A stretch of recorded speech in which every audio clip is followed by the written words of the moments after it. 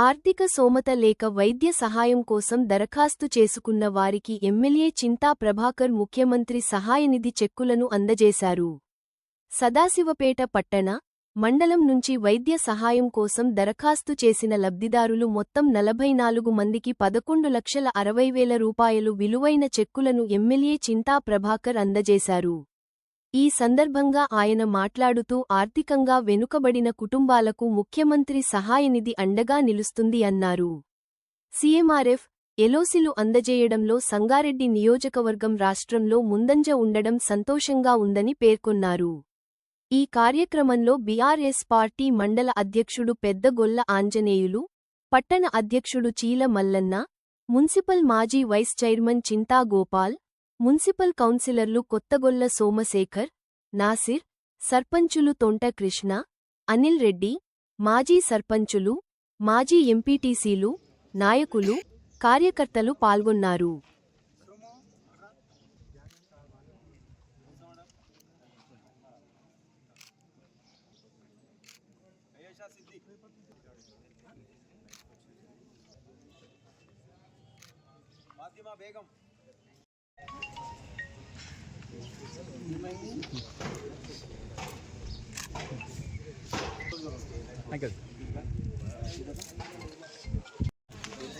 నేడు సదాశివపేట పట్టణ స్థానికంగా ఎమ్మెల్యే గారైనటువంటి చింతా ప్రభాకర్ అన్న గారి యొక్క క్యాంప్ ఆఫీస్లో సదాశివపేట పట్టణానికి చెందినటువంటి 18 మంది లబ్ధిదారులకు 4,34,500 రూపాయలు సీఎం రిలీఫ్ ఫండ్ చెక్ అందజేయడం జరిగింది.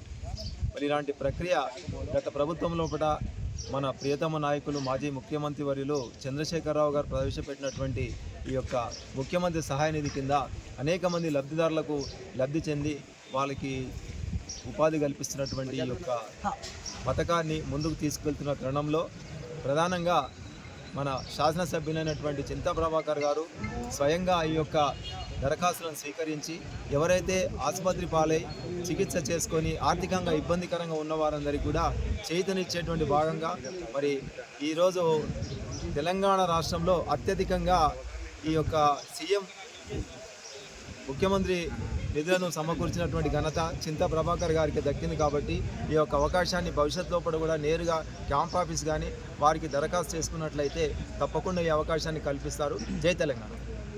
చింతా ప్రభాకర్ అన్న గారి క్యాంపు కార్యాలయం సదాశివపేట మండలానికి సంబంధించినటువంటి వివిధ గ్రామాలకు సంబంధించి సీఎం రిలీఫ్ ఫండ్ చెక్కులను గౌరవనీయులు ఎమ్మెల్యే గారు అందజేయడం జరిగింది. మండలంలో 26 మంది లబ్ధిదారులకు గాను 7,26,000 రూపాయల చెక్కులు అందజేయడం జరిగింది. అయితే గతంలో సీఎం రిలీఫ్ ఫండ్ చెక్కులు అనేటివి ఎవరికి కూడా తెలియవు. ముఖ్యమంత్రి సహాయ నిధి అనేటటువంటిది చాలామందికి తెలియనటువంటి పరిస్థితి. 2014లో అన్న ఎమ్మెల్యే గెలిచిన తర్వాత సామాన్యునికి కూడా ఈ యొక్క సీఎం రిలీఫ్ ఫండ్ అనేటటువంటిది తెలియడం జరిగింది. ప్రతి ఒక్కరు కూడా ఆర్థిక ఇబ్బందులతో సతమతం అవుతూ మరి అనారోగ్యానికి గురై ఆసుపత్రిలో డబ్బులు పెట్టుకోలేనటువంటి వాళ్ళందరూ పేదలు కూడా మరి మనము ఎమ్మెల్యే గారి దగ్గరికి వెళ్ళినట్లయితే సీఎం రిలీఫ్ ఫండ్ అనేటటువంటిది పొందొచ్చు అని చెప్పేసి సంబంధిత ముఖ్య నాయకులకు కానీ మండల అధ్యక్షులకు కానీ లేదా నేరుగా వాళ్ళే ఎమ్మెల్యే గారి దగ్గరికి ఎమ్మెల్యే కార్యాలయానికి వెళ్ళి దరఖాస్తు చేసుకోవడం ఆనవాయితీగా 2014 నుంచే ప్రారంభమైంది. మరి గతంలో ఉన్నటువంటి వాళ్ళు మరి లబ్ధిదారులు వాళ్ళ దగ్గరికి వెళ్ళలేదు, వాళ్ళకి దీని గురించి చెప్పలేదు. ఎవరికో కొంతమందికి మాత్రమే తెలుసు కాబట్టి అప్పుడు వాళ్ళు ఆ రకంగా తీసుకోవడం జరిగింది. 2014 నుంచి 2019 వరకు ప్రతి ఒక్కరికి కూడా పార్టీలకు అతీతంగా మరి సమాజంలో ఆర్థికంగా వెనుకబడ్డటువంటి వాళ్ళు ఆర్థిక ఇబ్బందులతో మరి వైద్యాన్ని అందుకున్నటువంటి వాళ్ళకు అందరూ కూడా పార్టీలకు అతీతంగా మతాలకు అతీతంగా మరి గౌరవనీయులు ప్రభాకర్ అన్న గారు ఆ బీదవారిని ఈ సీఎం రిలీఫ్ ఫండ్ చెక్కుల ద్వారా ఆదుకోవడం జరిగింది. తర్వాత ఒక దఫా అన్న ఓడిపోయినా కూడా మరి ప్రజల్లో ఉంటూ ప్రజల మధ్యలో ఉంటూ వాళ్ళకు సంబంధించినటువంటి ఆ సీఎం రిలీఫ్ ఫండ్ చెక్లకు సంబంధించినటువంటి దరఖాస్తులు స్వీకరించి మరి సీఎం ద్వారా వారిని ఆదుకోవడం జరిగింది.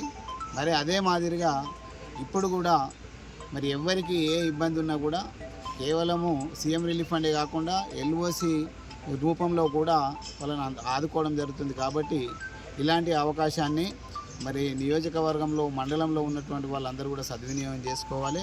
ఎవరిని కూడా కాదనేటటువంటి మనిషి కాదు.